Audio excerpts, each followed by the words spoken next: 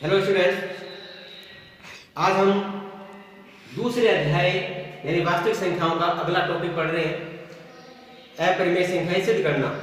जैसे हमने पिछली क्लासों में पढ़ा अपरिमेय संख्याएं जैसे √2, √3, √5, √11, ये जितनी भी संख्याएं हैं ये सारी अपरिमेय संख्याएं हैं।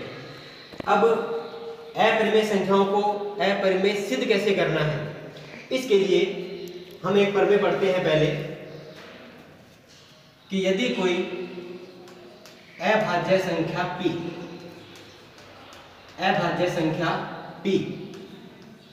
a स्क्वायर को विभाजित करती है। किसको? a स्क्वायर को। यदि p a स्क्वायर को विभाजित करती है तो वह अभाज्य संख्या p a को भी विभाजित करेगी, ये निश्चित होता है। विभाजित करेगी यानी कहने का कि यदि a स्क्वायर को p विभाजित कर देती है, a क्या है? a है धनात्मक पूर्णांक, कोई भी हो सकता है ये। यदि इस धनात्मक पूर्णांक के वर्ग को कोई भी अभाज्य संख्या p के रूप में जो है वो विभाजित करेगी तो फिर वही p a को भी विभाजित अवश्य करेगी, ये निश्चित है। फिर इस प्रमेय का प्रयोग हम कहाँ करेंगे? अपरिमेय संख्याओं को सिद्ध करने के लिए।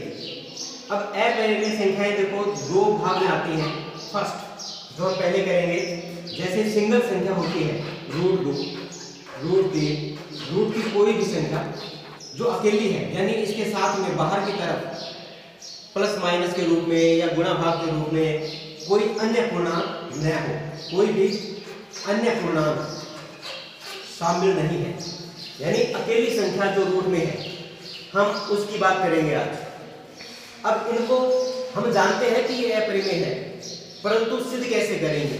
तो सिद्ध करने के लिए हमें इस प्रमेय का भी ध्यान रखना है। अब देखिए, बोर्ड एग्जाम 2017 में एक सवाल आया था, हम उसी को ले रहे हैं। क्वेश्चन था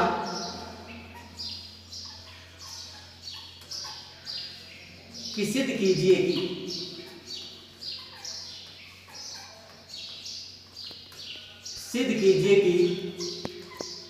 √3 एक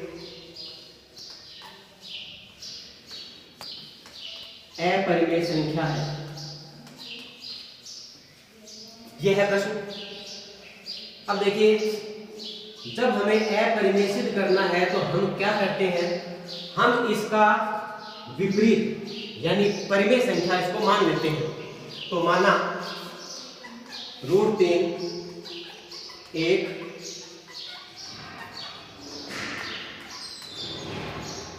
परिमेय संख्या है, ये हमने माना है। इसलिए हम क्या करेंगे? इस √3 को a/b के रूप में लिख सकते हैं। अब देखिए a और b क्या है, जहां a व b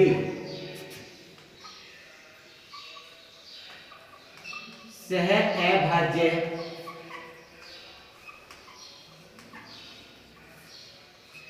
पूर्णांक हैं तथा b जो है वो 0 नहीं होना चाहिए। यानी दो कंडीशन इसमें, a और b क्या है? सह अभाज्य पूर्णांक। अब सह अभाज्य क्या होता है? अभाज्य जो विभाजित न होती हो।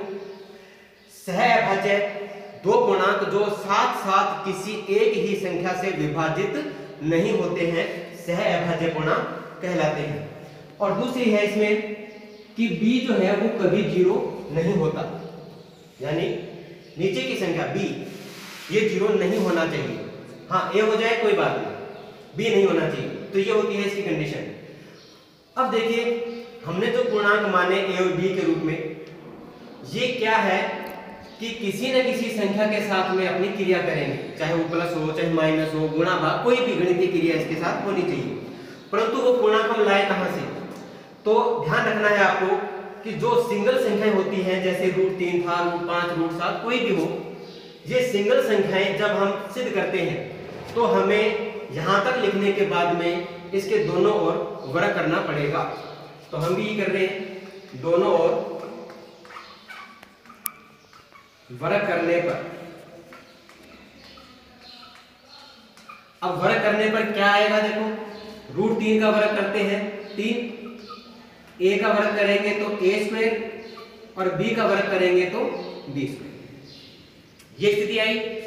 अब हम क्या करते हैं, इसको वज्र गुणा करेंगे तो हमें मिलेगा 3b² बराबर a², या जब हम 3 को दूसरे पक्ष में भेजेंगे तो यहां बचेगा b² और यहां आएगा a² बटा 3। ये है समीकरण नंबर 1, यानी b² का जो मान है वो a² बटा 3 के बराबर है। तो यहां से हमें एक चीज मिलती है कि जो 3 है वो एक अभाज्य संख्या है और ये अभाज्य संख्या a² को विभाजित करती है। तो हमने अभी एक प्रमेय पे ध्यान दिया था कि यदि कोई अभाज्य संख्या p a² को विभाजित करती है तो वह a को भी करेगी। तो उसी प्रमेय के आधार पर हम लिख रहे हैं, क्योंकि 3 a² को विभाजित करता है, 3 a² को विभाजित करता है, अतः 3 a को भी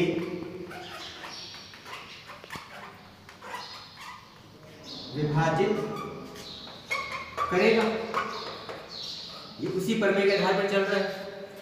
अब देखो, जब a को 3 विभाजित करेगा तो हमें क्या मिलेगा, यहां देखते हैं। इसलिए a बटा 3 बराबर एक नया पूर्णांक c प्राप्त होता है, यानी जैसे ही हम a में 3 से भाग करते हैं तो एक नया भागफल हमें मिलता है जिसको हमने नाम दिया है c। और इसके अंदर भी हम क्या करेंगे, वज्र गुणा करने के बाद में a का मान मिलता है 3c और ये समीकरण नंबर है 2, यानी क्रॉस मल्टीप्लाई किया तो a की वैल्यू क्या आएगी, 3c।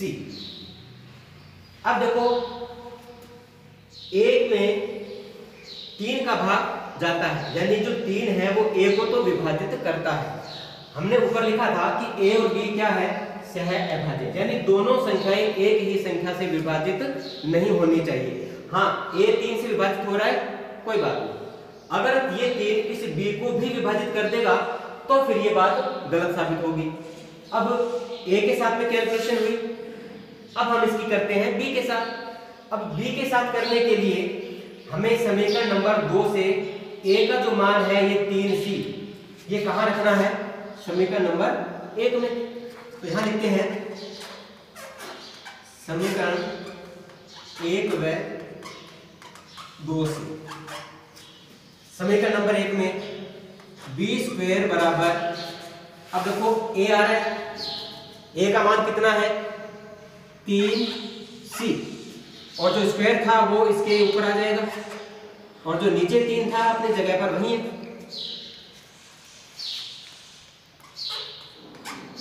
b² बराबर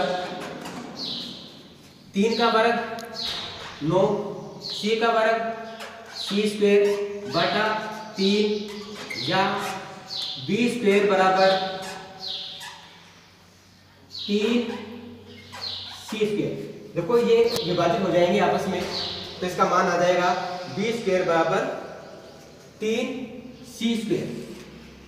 अब इस 3 को हम कहां भेज रहे हैं, b की तरफ, तो ये हो जाएगा b² बटा 3 बराबर c²।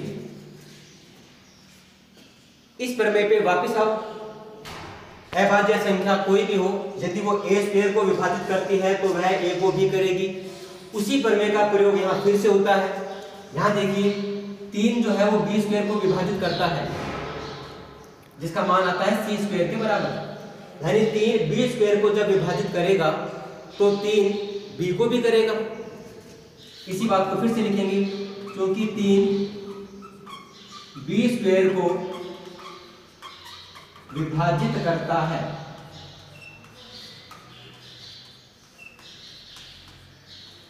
आता है 3 b को भी विभाजित करेगा। देखो यहां से दो बातें आई हमारे सामने। ऊपर हमने यहां देखा 3 a को विभाजित करता है, यहां देखा 3 b को भी विभाजित करता है, यानी एक ही संख्या ऐसी है जो दोनों को विभाजित करती है और वो है 3। तो हम कह सकते हैं कि a और b इन दोनों के अंदर एक संख्या यानी एक गुणनखंड ऐसा है जो दोनों को विभाजित करता है और वो है 3। तो फिर ये जो बात थी ये तो गलत साबित हो गई। हमने यहाँ लिखा था कि a और b सह अभाज्य पूर्णांक है, अर्थात इसमें एक के अतिरिक्त कोई अन्य गुणनखंड नहीं है जो सार्वनिष्ठ हो, लेकिन यहाँ 3 जो है वो दोनों को विभाजित करता है। तो ये विरोधाभास उत्पन्न हुआ। ये क्यों हुआ? क्योंकि हमने जो कल्पना की थी ऊपर कि ये एक अपरिमेय संख्या है, √3 परिमेय संख्या है, तो इसका अर्थ ये हुआ कि ये कल्पना हमारी गलत थी और गलत होने की वजह से ही ये परिमेय संख्या क्या बन गई? अपरिमेय। तो अब हम इसको लिखते कैसे हैं? यहां लिखेंगे क्योंकि a व b में सार्वगुणनखंड या उभयनिष्ठ गुणनखंड 3 है, जो इस तथ्य का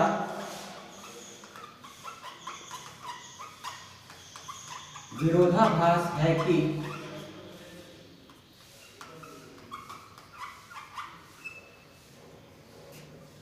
a व b सह अभाज्य पूर्णांक है।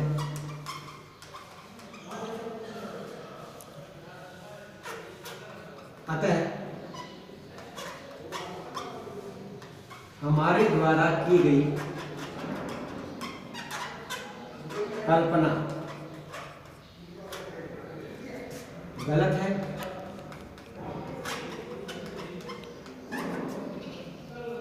इसलिए √3 एक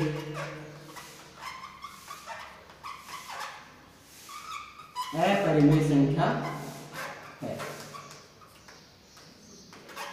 इति सिद्धम। ये था हमारा प्रश्न। देखो अपरिमेय संख्याएं सिद्ध करना बहुत मोस्ट है ये। अगर हम इसको एग्जाम की दृष्टि से देखें तो बहुत ये मोस्ट टॉपिक है। 2016, 2017, 2019 इनमें ये प्रश्न लगातार आ चुके हैं। ये थी सिंगल संख्याएं। अब जरूरी नहीं है कि ये सिंगल संख्याएं ही है। देखो पहले आपको बताया था कि हम पढ़ रहे हैं इसका पहला भाग सिंगल संख्याओं वाला, जिसके अंदर अकेली संख्या होती है √ के अंदर। अब इसके बाद में जब सेकंड पार्ट स्टार्ट होगा तो उसके अंदर जैसे √3 को हमने पढ़ा तो इसके साथ में हो सकता है कोई संख्या और भी आ जाए, कोई पूर्णांक साथ में आ जाए। तो इन संख्याओं को हम कैसे सिद्ध करेंगे? ये 7 इसके गुणा में है, हो सकता है प्लस में आए, हो सकता है माइनस में आए, बटे में आए, गुणा भाग कहीं भी आ सकता है। जब इनके साथ में कोई और संख्या भी शामिल होगी तो उसको हल करने का जो तरीका है वो क्या रहेगा?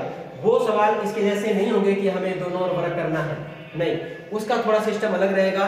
वो हम आपको बताएंगे नेक्स्ट वीडियो के अंदर। तो अभी आपको क्या करना है कि केवल सिंगल संख्याओं को ही लेकर के और अभ्यास करना है। जैसे यहाँ पर √3 था, मान लीजिए आपको √5 को सिद्ध करना है तो कुछ नहीं करना, केवल 3 की जगह 5 करते जाओ और इसकी भाषा में, इसकी समीकरण में कहीं कोई भी चेंजिंग नहीं होगी।